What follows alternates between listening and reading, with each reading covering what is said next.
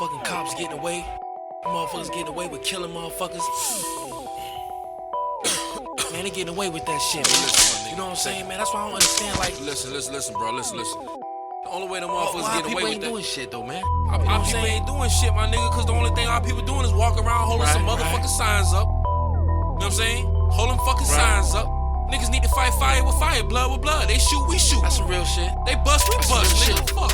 If they come around with that bullshit, we gon' get them. Get his ass. If they doing something that's oppressive, man, we gon' hit them. Fuck stand around, we ain't soft, nigga. No plantation, he ain't boss, nigga. R.I.P. to Malcolm X and George, that's a few who died for the cause, nigga. Fuck sitting down, we gon' stand up. Raise your County, Lancaster, California. Your advance pay account has a low balance. To place more funds, please call 1-800-483-8314. This call and your telephone number will be monitored and recorded. To accept this call, say or dial 5 now. Thank you for using Global Tel Link. Hey. You. Hey, what's up with it, man? How you doing, man? I'm good. How you, big brother? Oh, man, I heard you had a few questions for me, man. I figured I'd get in there and try to get some of them answered, you know. Oh, yeah. You already know, man. You know, it's my pleasure, man. I so appreciate you, man, taking my call, man. And I know you're a social justice activist out there, you know.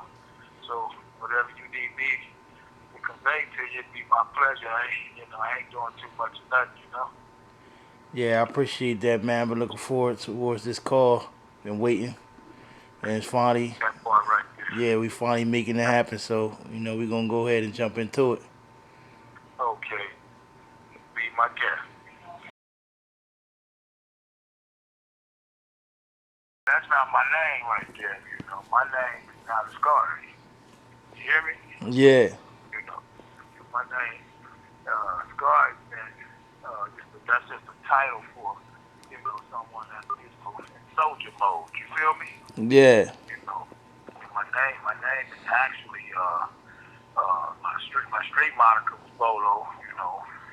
My Swahili name is Tope de Goma, you know, and Askari is just like saying you a soldier, you know. That's all it means, you know. That's where that name comes from.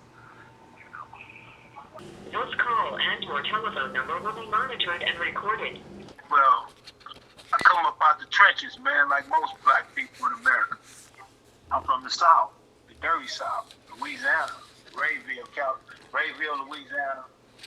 And my people migrated from Louisiana to California, in which they hit an area called Watts. And that was in like 55, 56, which my grandmother migrated from Louisiana to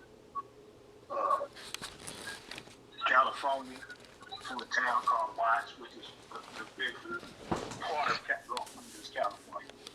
City, though. Yeah. So, I'm a country boy, but I was born and raised in California. But all that country was passed through to me through my family, my parents, my uncles, my aunties, my grandma, my granddad. They gave me all that country. That's why most people say, man, you're a big old country dude, right? And I wear that wisely because it ain't nothing to be ashamed of. The dirty South, that's a good place, man, where you have real strong family values. People cared for you and love for you. We took care of our children and our family. That's where we coming from, So, I'm proud about that. This call and your telephone number will be monitored and recorded. Well, my childhood is in the Nixon Garden Housing Project. They call it Williams Nicholson Gardens Housing Project. Okay. We dropped Williams because we all due respect, we wanted to identify the collective of the community, so we called it what it is, Watts. Watts Nixon Garden Housing Project.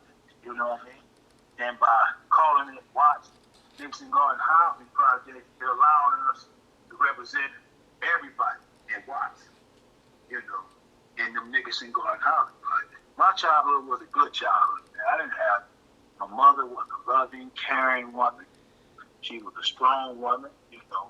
My father, strong man, you know. I mean, they was good parents, you know. My father leave at the age of 6. I guess they fall out, you know. When I was 6, they fall out. They separated. Then I had a stepfather who took over the reign. He was strong-willed. He was a Black Panther. My mom, by the way, was a Black Panther too, and my own. You know, the whole movement in the 60s and the 70s was all about Black liberation. A lot of people fall asleep on this a lot. We come right out of the Civil Rights movement into the Black Panther movement, you know, which was a Black Power movement, you know, and that's what it was about. It was about being free from the whole system of oppression. We were the poor people, but we was rooted in middle class values. We was rooted in the best disciplines, you know. So, you know, my childhood was beautiful. I love my brothers. I had 5. Actually, I had 6 other brothers. And, you know, my mama's firstborn child was a girl. And she died. And the rest of them was all boys. And 6 boys after that. So, you know, I mean, I'm grateful. We was happy. We never like sad. I'm talking about just my adolescent years. Yeah. Before I step off the porch. You hear what I'm saying? Mm-hmm. Yeah, so, you know, I ain't no bitter, angry man. I ain't got nothing to be bitter about other than the state-sanctioned oppression that I've been subjected to, me and my family and community, you know, under this systematic oppression that we call racism and classism. It's about it. This call and your telephone number will be monitored and recorded. Wow, that's a good question. Because things have changed dramatically. This thing, when we was growing up, man, we can hang out all night. Street, we didn't have to worry about street lights. Our parents were very comfortable with us being outside. So they didn't have no problem, no matter how young you were. You know, little kids riding big wheels, 3 or 4 years old, all night long. Kids is having fun. Girls playing hopscotch. Boys playing marbles. Wrestling and fighting all in the yard, all night having good fun, just community fun. Unfortunately, you know what I'm saying? That will change. You know, from today and then, man, it's like night and day, man. You can't even leave your kids nowhere now without fearing that some old pervert or some sick-minded individual gonna be doing something to your child. Yeah. Now Yeah. the paranoia of all these evils is like just preying on the community now. The parents can't even let their kids come out and play. And on top of that, you got this, you know, this gang culture in which, you know, the violence is just like masturbated to a point where, and I'm talking about this exploding. I should use the word exploding. You know, I don't want to say masturbated. No, I use that word.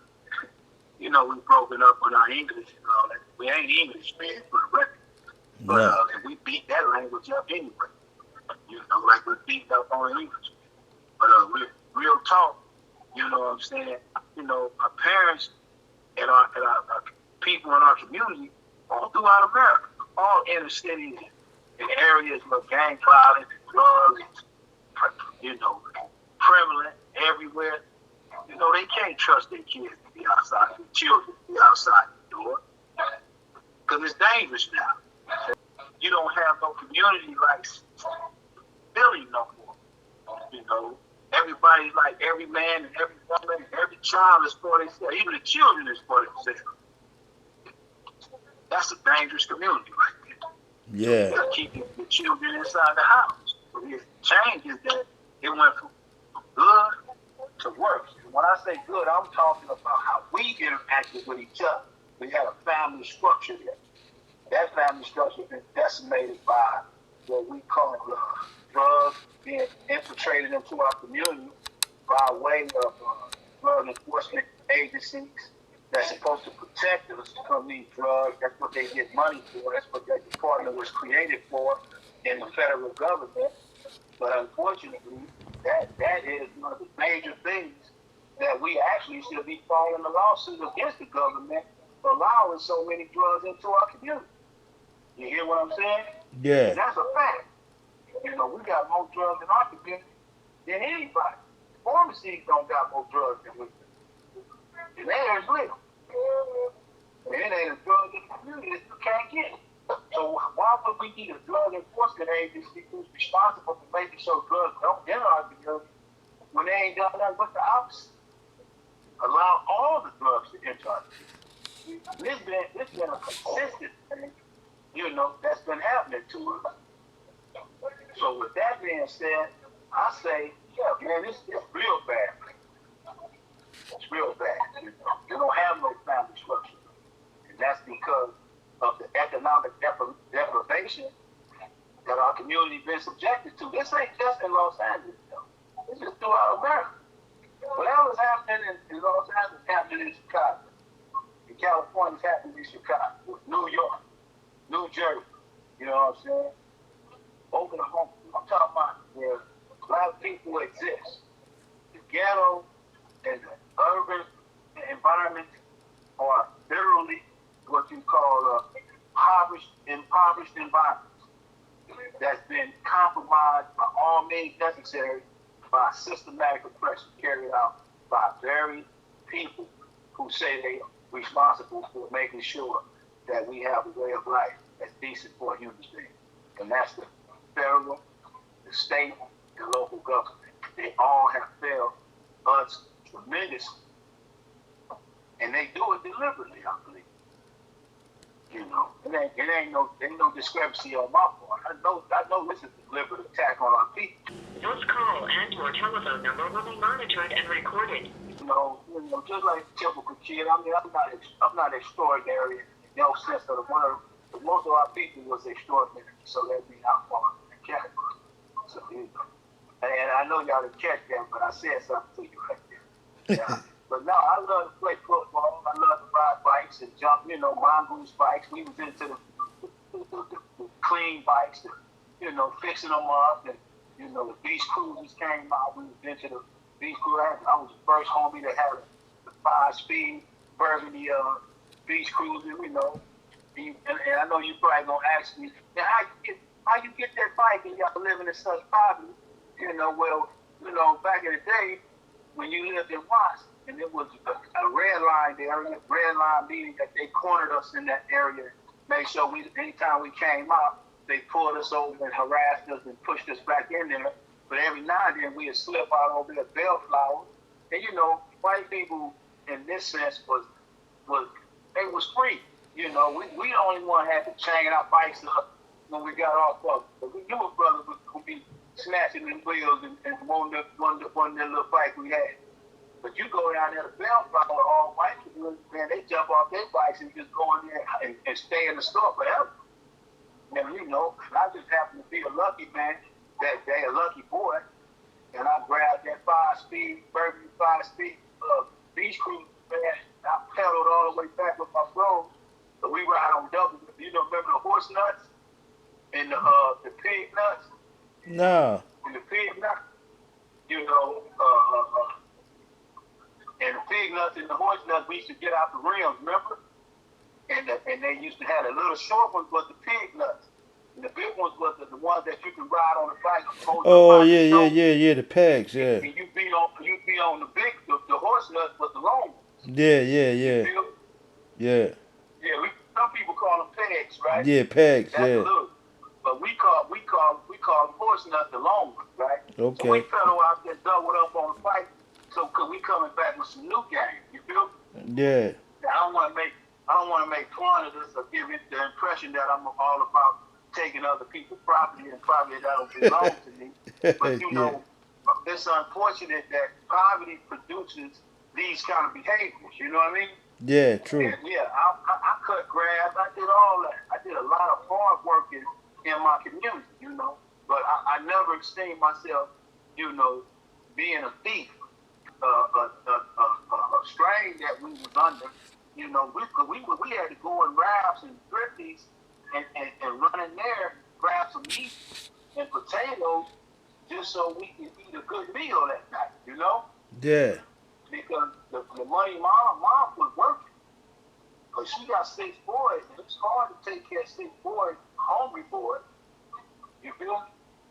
On a low income wages, low income wages.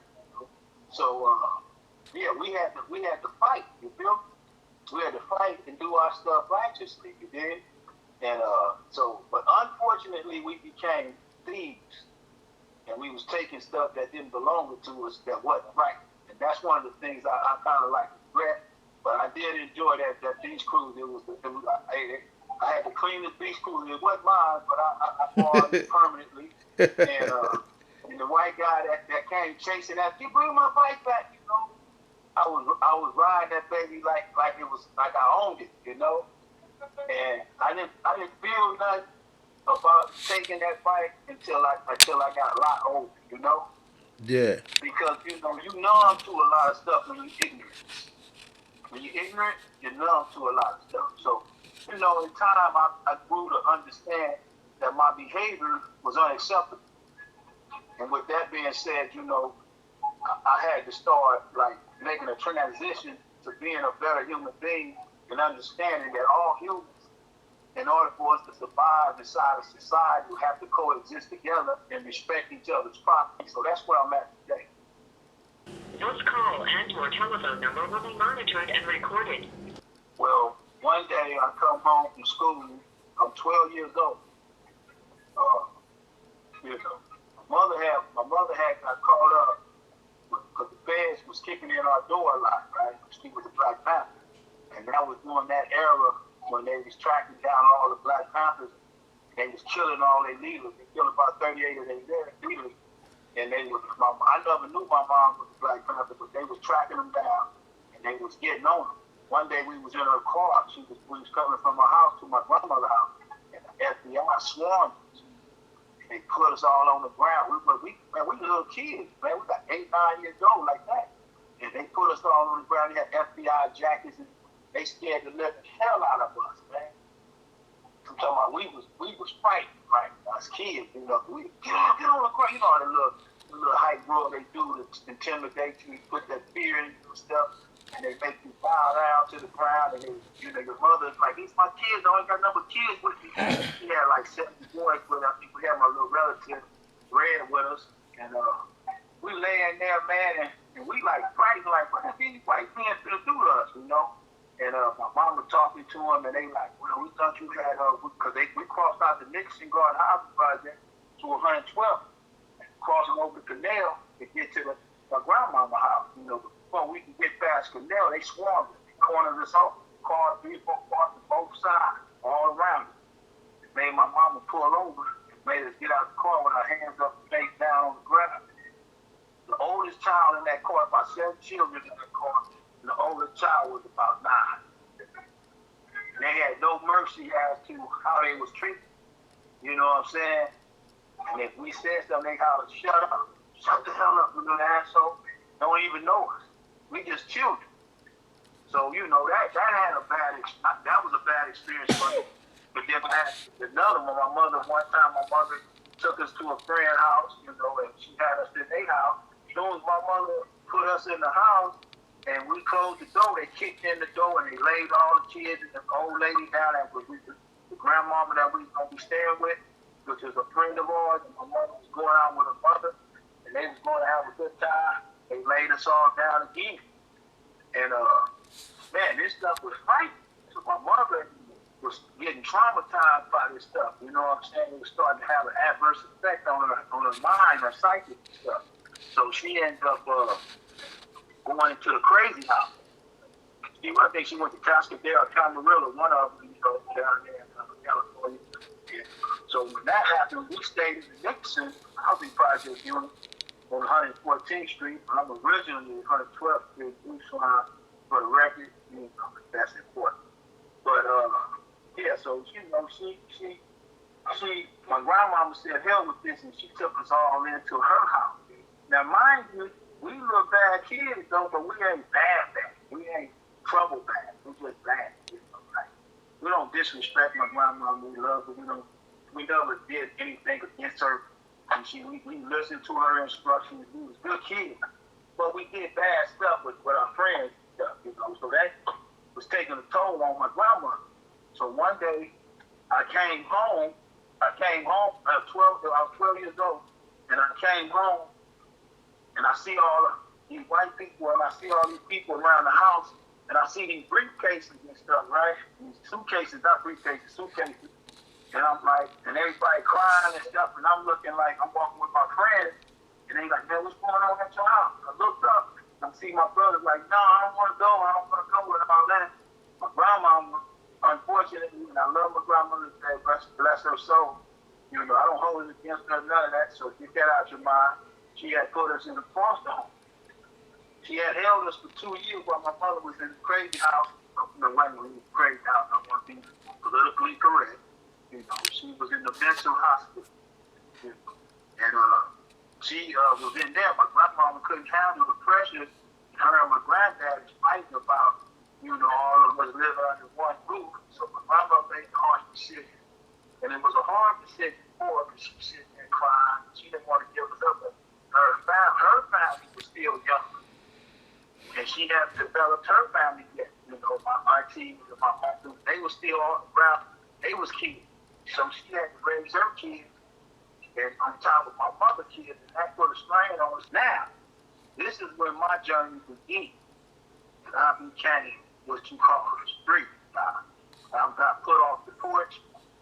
You know, and I can honestly say if I never got put into a foster home, I probably would have a different outcome in my life. But sadly, I did get put in a foster home with the placement. As soon as I got the placement, you know, they put me in a home in Compton. And I was with these people, it was a black family, you know, there was a little chick up in there, but I think I was 12, going on 13. And she was telling me a lot of stuff about, she said, yeah, we like you, you know, my mom and my dad. I think she was about 14, you know, and she was a pretty dark-skinned sister. I'm talking about, you know, that jet black, that real beautiful squad. I'm talking about beautiful black. Man, if you really want to get to the core thing, bro, and you can see why a lot of blacks is hated, bro, when you look at beauty, bro, black is so damn beautiful, it's scary, bro. This girl was so beautiful, man, I just stayed. I didn't even want to be there, but she had me there for a few weeks. I did stay, and I was eating with her. I felt very comfortable with her, but I wasn't home. I wasn't going to be here. And I know I wasn't going to be here. I knew I wasn't going to stay here. I knew my heart wasn't going to. The people I loved and cared for was, the people I loved and cared for was you know, in Watts. So, you know, I made plans. They treated me extreme. I love that family to this day. Shout out to that family. You know, unfortunately, I was so young, I didn't retain everybody's name. But they remembered me because I was a good kid to them. You know, so with that being said, I made my break. You know, I'm 12 years old. I get back to the neighborhood, and I stay on the streets. You know, I'm hanging out with a cat. You know, I'm hanging out with the cats. I'm sleeping in their cars and their garages and stuff. Their homies let me sleep in their houses. You know, I'm hanging out. I mean, one thing, you'd be surprised how the homies treat you when you have nothing. And they treated me with love. Their mama Ruby, she took us in. You know, Mama Ruby took us in. She had all her family and stuff. Her and Rhonda and Mama Gita. A baby, all of them took us in. Man, and then we went and got my other brothers, my oldest brother, they AWOL soon. They get to placement. They had already AWOL. So all of us, you know, had back on the street, but we all was out the street. Now, you know, in order to help Mama Ruby, we out here doing everything under the sun. You know, we trying to eat. We going downtown LA, we creeping, eating them. You know, we made sure we sold candy with Paul take us around in all these white neighborhoods to sell peanut brittle, cashew brittle, and all. I still know my speech to these white folks when I used to pull up on. I say, excuse me, sir. My name is Big B, and I'm working to earn my way to Big Bear. Appreciate it if you buy one. If you can't buy one, please buy two. You know, and that was my little spiel. You know. And they used to buy all my candy. I sell 24 box candy, and I'll be done. You know, and I did this. Sometimes steal out 4 or 5 boxes, 48 boxes, 24 boxes, in one box of brittle, talking peanut, cashew brittle, and all that. Cashew peanut brittle. Is that how you say that? No, it's cashew brittle. You know. But anyway, yeah, you know, we started hustling. We creeping, picking, we did anything that. One day I went in the dentist's office, and I looked in the dentist's office, and I seen all $2 bills on the wall. And I thought I was not, I'm 12 years old, but I'm in the streets. My survival is based on how I get this bread. I'm talking about money. When I say bread, I get this money. I'm in the street, then I eat. And then I can help my brothers, which is my other brothers, and we all out here together. We doing everything under the sun to try to survive. And this is how I got into the gang coaching, so to speak. So yeah, that's how I got in the streets. This call and your telephone number will be monitored and recorded. Man, it hurt it, man. I mean, it was scary, man. Imagine being in the streets on your own at 12 years old. You're coming across all kind of stuff, man. All kind of adults. I'm strong because I was raised strong. I've always been to fight and do things, get at people and all that, right? But the thing is this here. It's scary, So I was really scared, but I was acting out to not show my fear. But the people like Bonita befriended my brother, and they became best friends. My brother was like my big brother, and he was like, man, we all can stay over here. A lot of people don't even know this story, don't even believe this story. That's why to this day they like my best sisters and brothers, you know what I'm saying? And we so close because that's how we bred. And when my mom did come out the hospital and get a little apartment, pull us all back in. But we had already been, by the time she come out, I'm 2 years in the street. Now, I done so much stuff in these streets. I got a little juvenile reputation, you know what I'm saying? And I done been to juvie back and forth. I'm in their fight. I remember getting jumped on. My first backpack was by Big Hondo and them, 74 Hoops. They come in JJC, which is just a juvenile center right there on 76 and Central and South Central, Los Angeles. They come up in there. My big homie Bill was next door. He was hollering, yeah, Blood, you all right? Blood, you all right? So I'm up in the tank. They come up in there. They asking everybody what it's from. I'm standing up on the back wall. Like, don't even get at me. I'm running. And that's when I started, actually representing the hood. Because when I first went to juvenile hall, I think I was 10. But I got out because I didn't stay in that long for receiving stolen property. Then when I got in there at 13, 14, I had already been in there, but I hadn't had no home yet. So I ended up getting racked back. So my big homie at the door, he was telling me he had another tank right next door to me. He said, fight him back. So I'm in there fighting. And I felt the adrenaline. Like, yeah, I did that when I came out. He was still hollering, you get that little, you get that. I was pumped. I mean, the adrenaline of it was exciting. But at the same time, I had the knots on my head. I had a big knot on my forehead. They fight to hit me in the back of the head. I'm just squabbling back, but not really knowing how to chunk these things the way I would learn how to chunk them, right? So I was squabbled up real good, and started learning how to just hit cats right when I started fighting, So that part right there was part of a pattern in which I would develop and trial and error, win and lose. I took it bitter with the sweet and sweet with the bitter. But yeah, that's how I became into the street, into the whole gang coaching, and that whole area in the region I was in was bounty hunting, and that's what I claim, bounty hunting. This call and your telephone number will be monitored and recorded.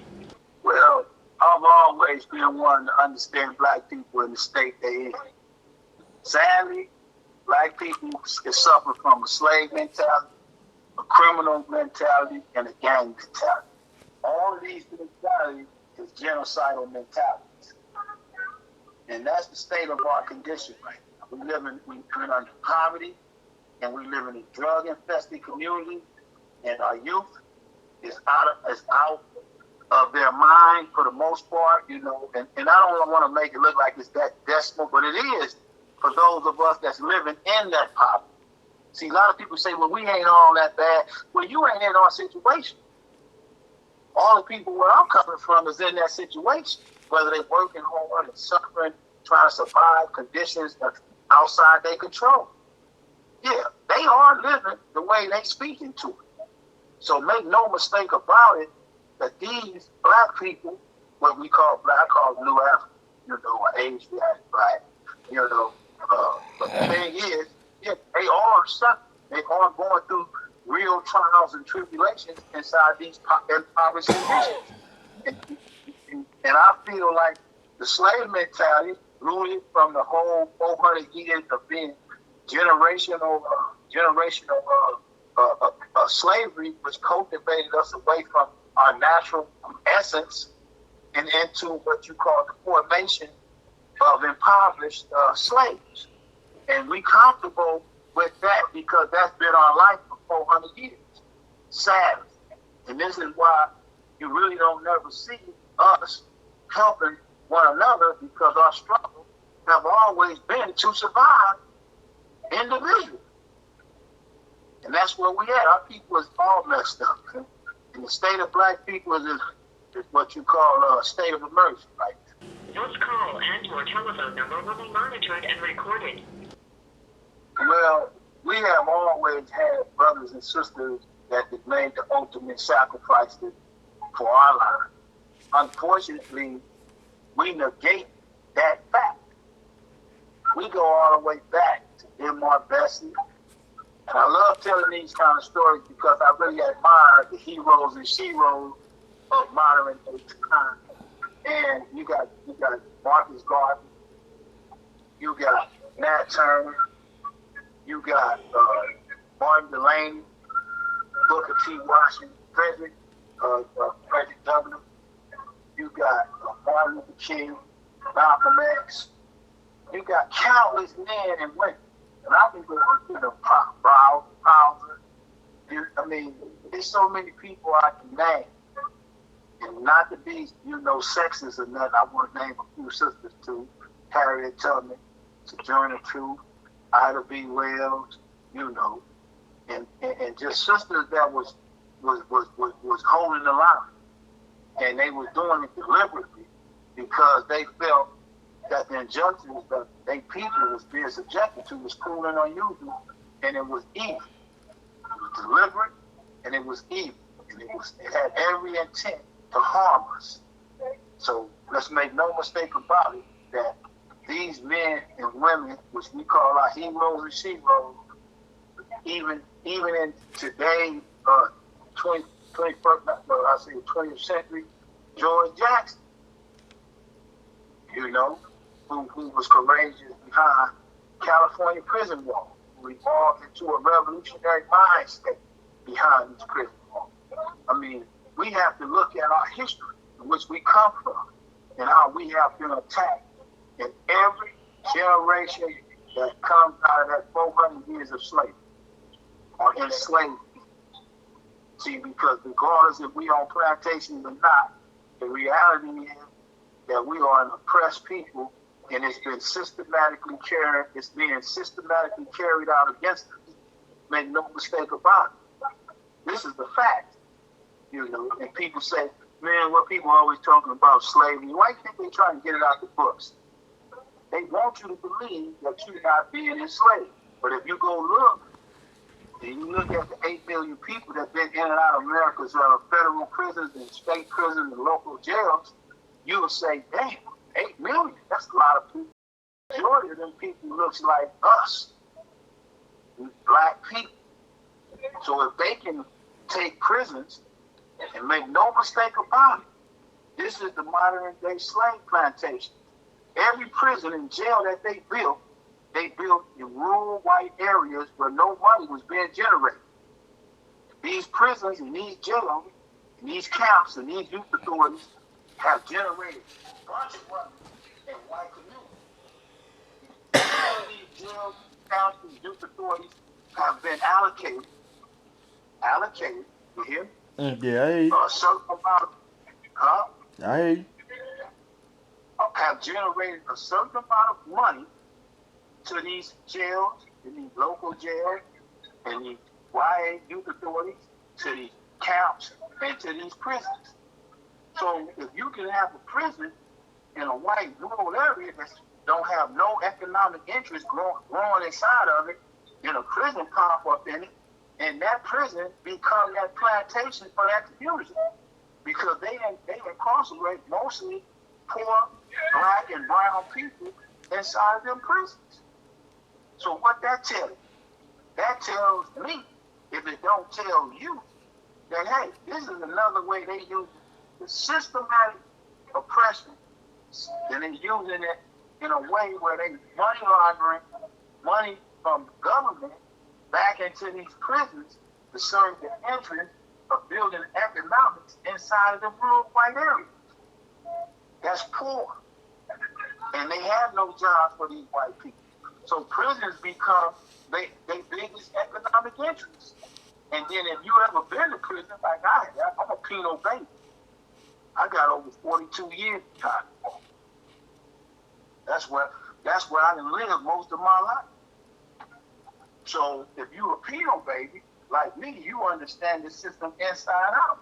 You understand that the plantations is the prison, is the youth authority, is the county, is the local jail. That is the plantation today.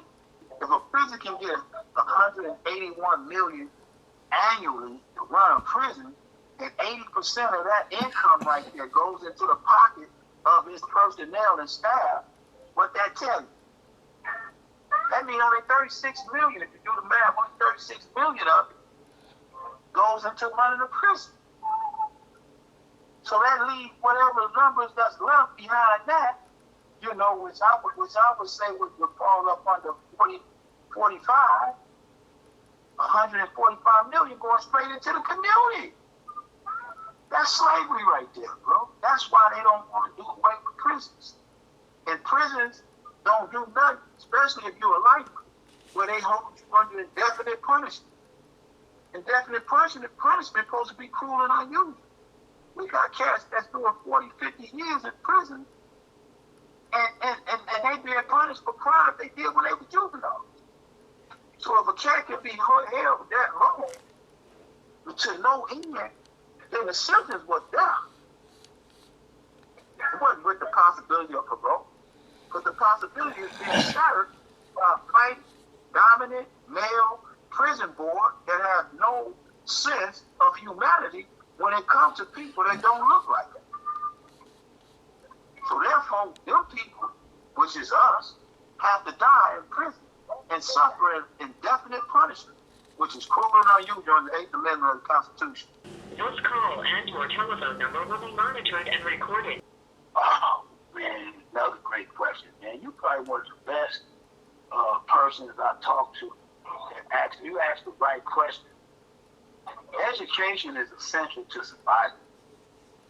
People that don't have no education will not be surviving. You might be getting by, but you ain't surviving. See, because ignorance is a deadly sin. It can compromise so many men and women and children. Ignorance is like the worst form of a mentality. It's the worst form of mentality. You have to go get your basic academics. You have to go get a skill. You have to learn something. You have to be able to understand the social, the cultural, the political, and the economic, and the military layout of anything that comes into existence around you.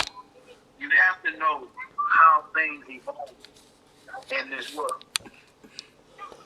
If you don't have an education, you will not be able to understand these dynamics. Period. You need an education. You gotta go to school. You gotta listen to your parents, and you gotta learn from your parents. Some of the parents doing things that's counterproductive. So you don't learn that. I don't never want to be like that. You know, I love my mama to death, but my mama used hard drugs. I never used toys. My mama taught me not to never use toys by her example. You know, and a lot of these children today strung out on hard drugs, lean, pills, you know, what I call crystal meth, cocaine, powder cocaine, crack cocaine, you name it, heroin, churn, PCP. Man, this DEA need to be fired, sued, and ran out of town, no matter where they at. They just like the WHO organization, World Health Organization. They no different. If we dealing with corona, and they claim to be the World Health Organization, and they sit up there and let all these diseases and these biological weapons come in here that's man-made into our environment to threaten our lives and wipe out 80-some thousand people. Man, these ain't no people that defending the interests of people of America. They actually the part of the problem. This call and your telephone number will be monitored and recorded. I don't even think I chose it. I think I naturally evolved in it. You know, like a lot of these youngsters be talking about they was put on. I mean, I wish the cat would beat me up to something. You know, I ain't never been cool with people putting their hands on me and hurting me in any kind of shape, form, or fashion. You know, I dealt with that with the same aggression that they came at me with. You know, I don't like people trying to hurt me, misuse and use me, man. It's never been something I was cool with, you know. But what made, I love the people I was socializing with, man. I loved and socialized with them. They had see, I didn't grow up with hatred. I grew up with love. All my homies and homegirls, man, they was close. We would always fight for each other. Somebody armed one of us, did something to one of us. We all came out in defense of those people that we loved. We never thought ourselves as a gang. Actually, that gang title came from, literally came from police. You know, they labeled us gang. We thought ourselves as a good, thriving community that was just impoverished. But we had a lot of love. Man, most people in the Nickerson and all around that area in Washington, we didn't want to leave out of that area. We loved the people we was with. We wasn't going around saying, I got to get out of here. You know, look what I did. I left a foster home that was loving and caring and wanted to do everything for me just to be back with them people. Because I had bonded with them so deep, you know, that it was like, man, this was like my mom and dad. It's community. It's my family. So when I look like abandoning them, they never did nothing to harm me. They fought for me and with me all the time. You did? Yeah. That part. This call and your telephone number will be monitored and recorded. Like I say, a lot of this stuff creeped up on us, man. We was cool with all our community, man. And I always tell people this. I say, man, I grew up idolizing Big Tookie. Big Tookie was a bodybuilder. And he used to go down there. He probably wasn't a crip. I was just too young to understand what the hell the dynamics of what that was. But him and Juvenile was like icons in Washington community in South Central. We didn't. Nobody wasn't tripping. They came to watch parade, watch festival, and they was what they were. But we had OG brothers too. My Uncle Smiley, Big Jackie Boy, Big Stacy Boy. We had Roy Rich. We had man, we had our homes too. Ty V, you know, Charlie Percy, the Percy family. You know what I'm saying? We had Ray Boyce. I mean, I can go Michael Ford. I can go on and on. Michael Smith. We had all our people, man, that was just as strong in the community. We was a community. We didn't bother people, man. But and I say that in this sense, as far as the gang culture, we didn't go out and hurt nobody, do nothing to nobody. Just it naturally took on a progression. And when we used to go to Centennial Park, down there on Century, right off Century, Dookie and Jamel used to be up there, and we was like, you know, we was young kids. They used to throw us in the air. They was yoked up. I'm talking about they was built like Lee Haney now. They discovering new muscles on these jokers, right? You hear what I'm saying? Yeah. So, you know, we looked up Tookie in that sense, you know, but as things progressed, you know, and they started doing their thing, and we was doing our thing, it became opposite sides. You know, and me, I went to every school in Los Angeles almost. Went to Drew, I went to Bethune, and that's all East Coast and Hoover School.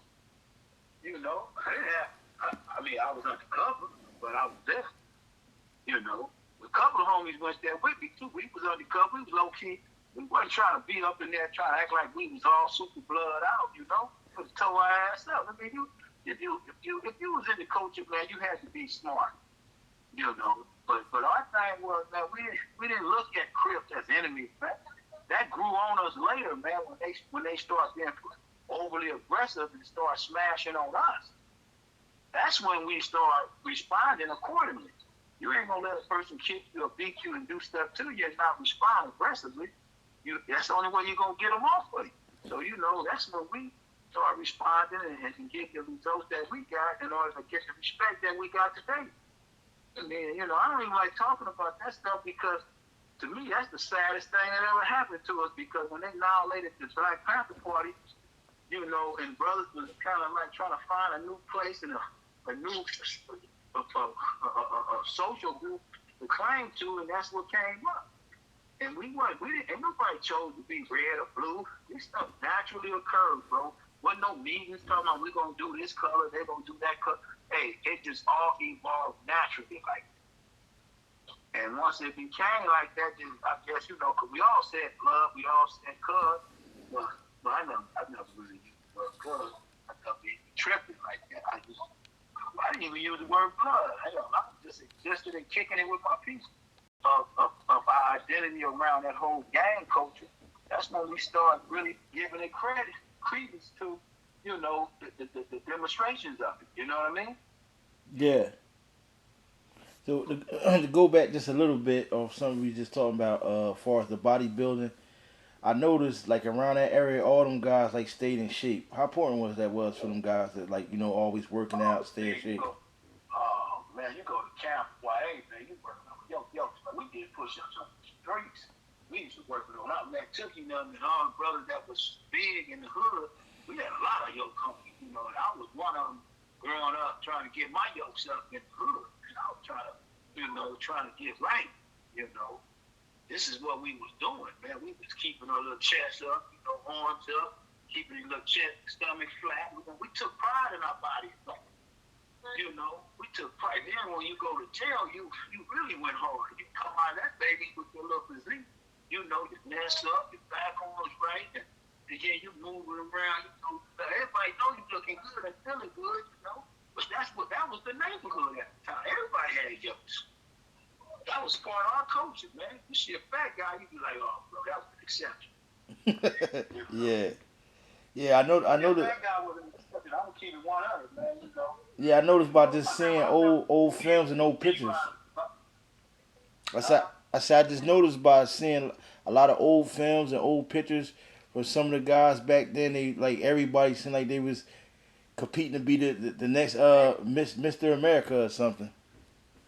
Now whatever go that far, but they took pride in their bodies, you know.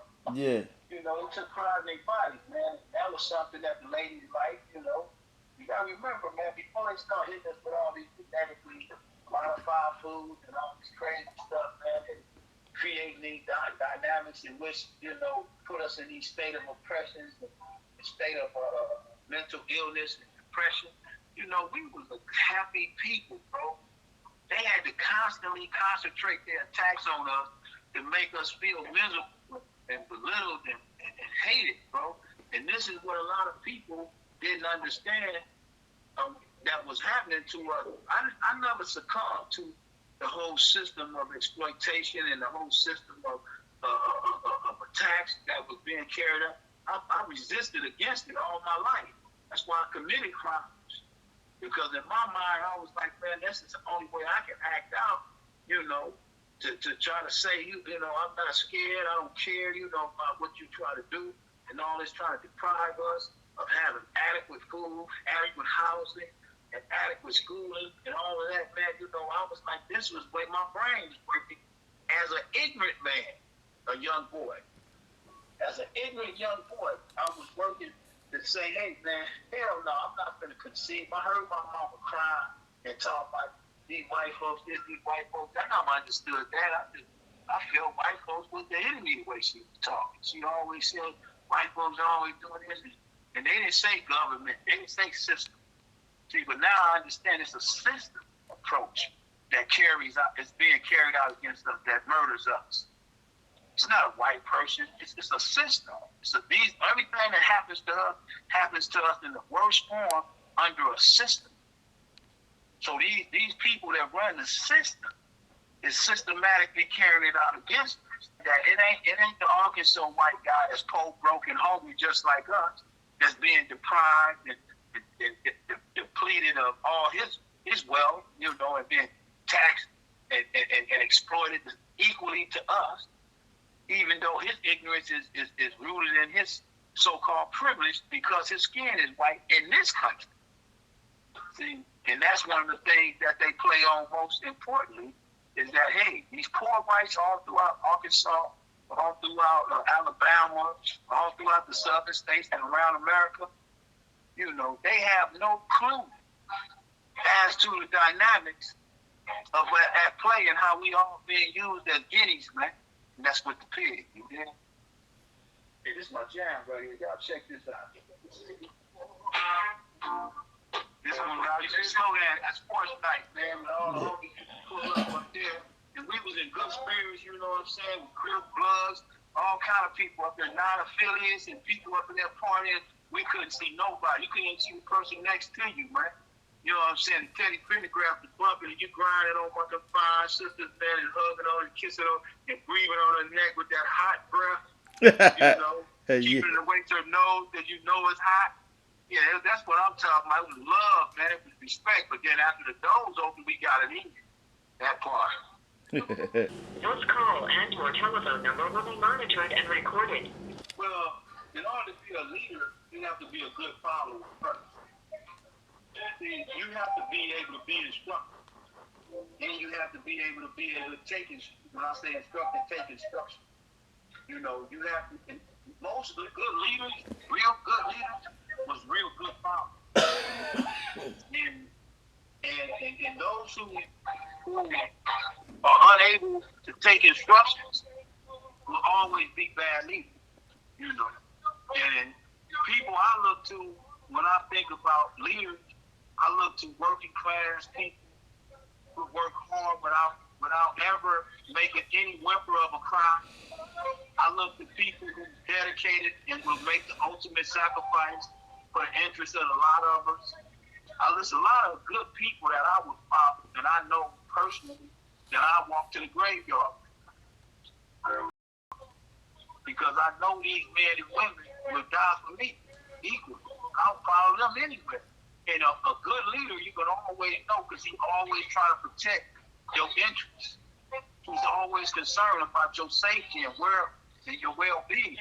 He would never, ever allow, or she would never, ever allow you to be hurt in any shape, form, or fashion, not even simply by your feelings. He and she is seriously concerned about the state of your existence and how you feel as a human being. That's a real leader right there. And when you come across people like that, you follow them to the end of the earth. Because they mean you what? Okay. What do you think about any today's leadership as far as black people goes? Well, we got a lot of great leaders, but sadly we don't have no sacrifice. Nobody's making sacrifices to challenge the system that needs to be challenged in front of people. Martin Luther King, to me, was one of the greatest leaders of America. He was the most courageous leader of America. When you go back and reflect on Martin Luther King, his whole livelihood, and how he articulated the politics of poverty, is second to none. Martin Luther King, to me, and I know a lot of brothers and sisters would be like, man, is that brother Askari over there talking about Martin Luther King? Yes, sir. So I look at Martin Luther King as a real hero.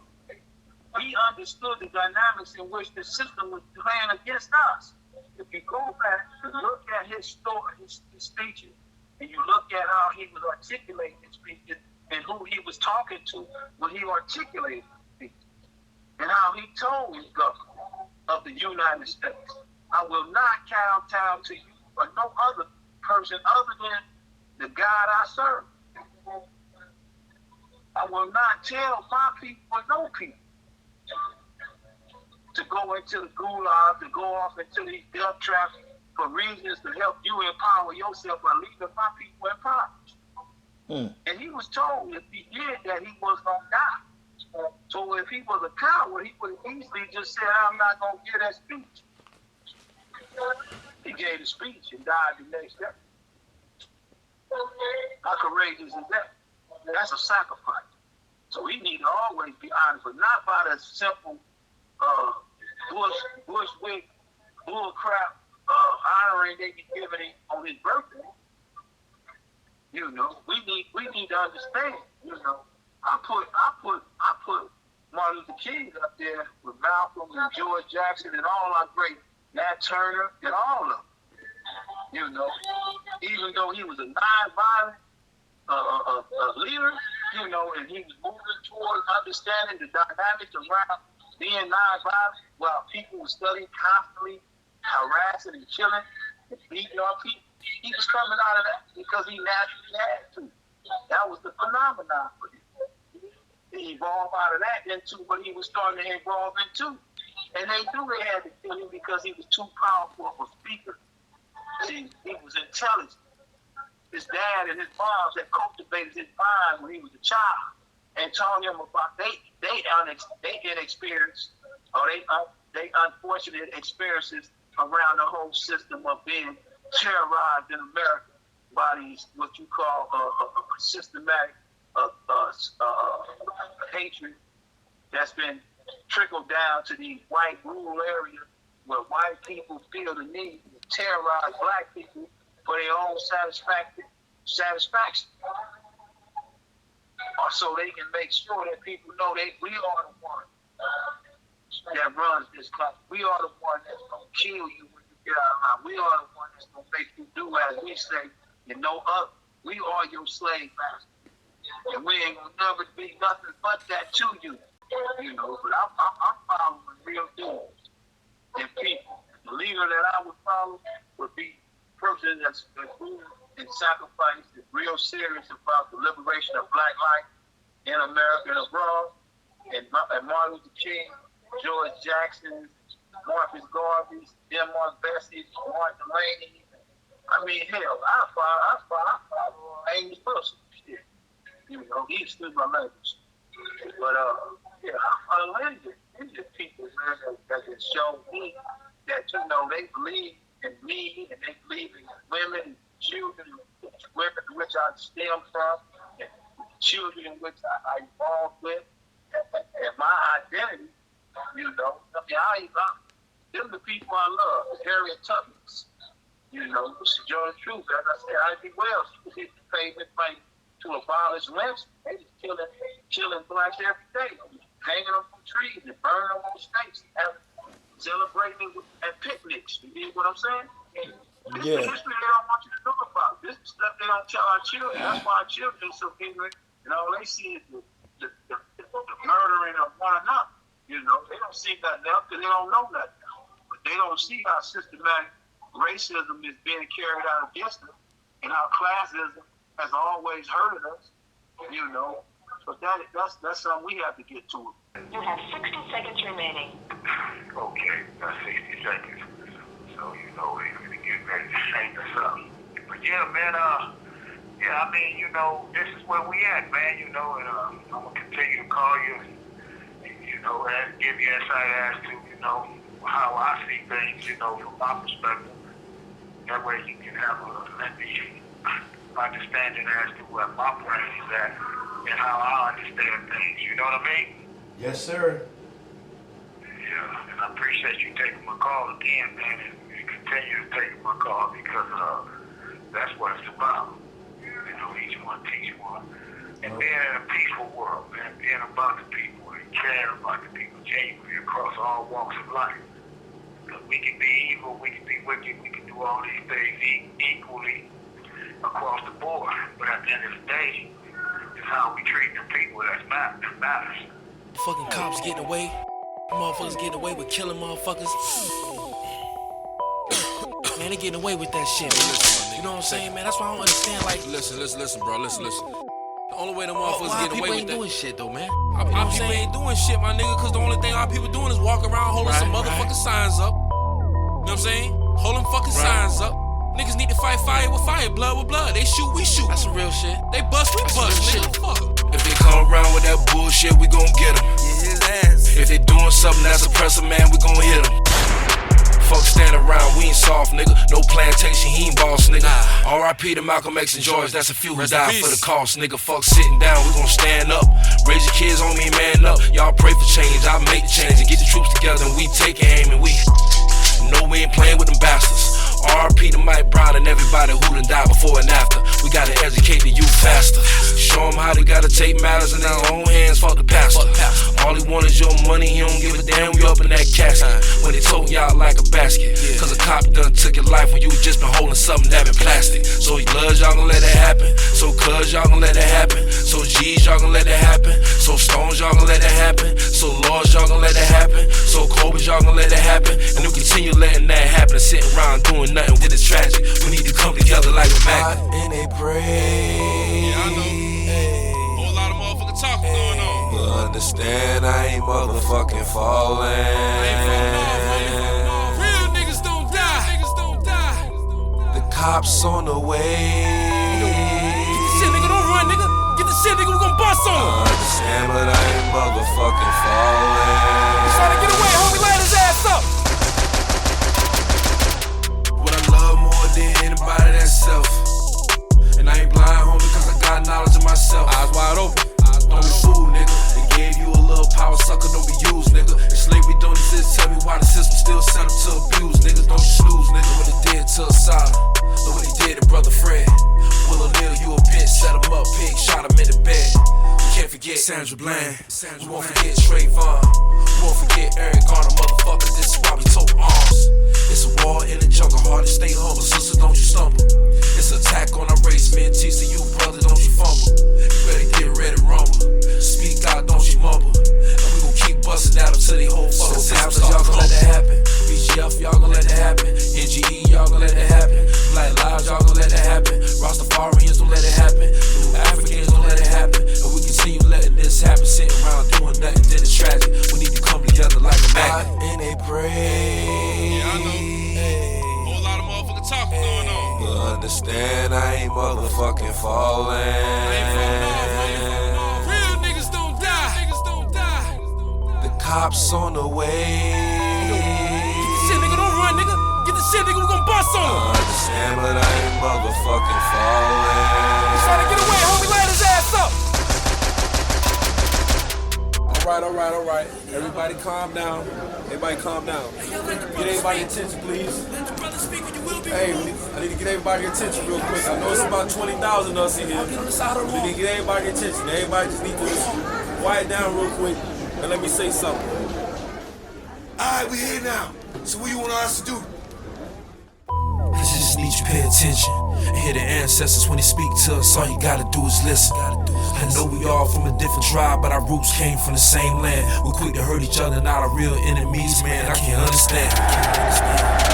We're making history. This a new day and a new age. If you're tired of being broke, tired of getting killed, goddamn it, get on the same page. Your favorite rapper ain't doing shit with them 100 bills that he rap about. Cause all they do is take the same money and give it right back to the same people. They say shit the root of all evil, but we don't own shit, so how the fuck we equal? Slavery still exists, all it did is modify just another sequel. So you know we can't trust them. We ain't shit to the motherfuckers, and being broke don't corrupt us. Then they got a system that pluck us. Don't you know the government target black groups who try to unify? We don't own shit, we don't own land, that's the problem with you and I. What we building gotta stay underground, it can't be televised. I ain't into telling lies, homie, but we all let this shit happen. Will not let this shit happen, cannot let this shit happen. Ain't gon' let this shit happen, refuse to let this shit happen. We'll die before we let it happen. When we make this shit really happen, then our kids' future gon' be fantastic. We can't celebrate until it happens. Understand I ain't motherfucking falling. Real niggas don't die. The cops on the way. Get the shit, nigga, don't run, nigga. Get the shit, nigga, we gon' bust on him. Understand, but I ain't motherfucking falling. He's trying to get away, homie, light his ass up. Minister Malcolm, you have suggested that there are all kinds of movements in Harlem growing that you and I don't know about. Oh yes, frustration itself has been sufficient. All that was necessary to make Negroes realize the importance of banding together, and Negroes are banding together. Banding together in what kind of movements? Different kinds of movements, all kinds of movements, and they remain almost invisible. They remain almost unknown, but yet they are there. When I say invisible, I mean invisible in the sense that their existence is unknown, and no matter how much you try and track them down, you can't find them. And never try and find them through the Negro leaders. The Negro leaders are famous as apologists. If you recall, one of the most famous Negro leaders in 1959 was asked by you about the black Muslim movement. And he said he knew nothing about it. And the next moment you flashed a picture on the screen with him shaking...